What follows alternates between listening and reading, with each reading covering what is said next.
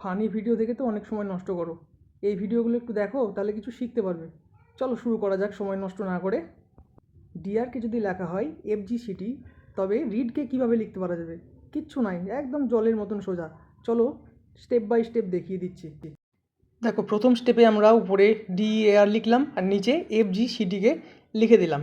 হ্যাঁ, এখন লক্ষ্য করো, ডি আর এফ এর মধ্যে ই আছে, ই আর জি এর মধ্যে এফ আছে, এ আর সি এর মধ্যে বি আছে, আর আর টি এর মধ্যে এস আছে। ঠিক আছে, এবার পরবর্তী স্টেপ।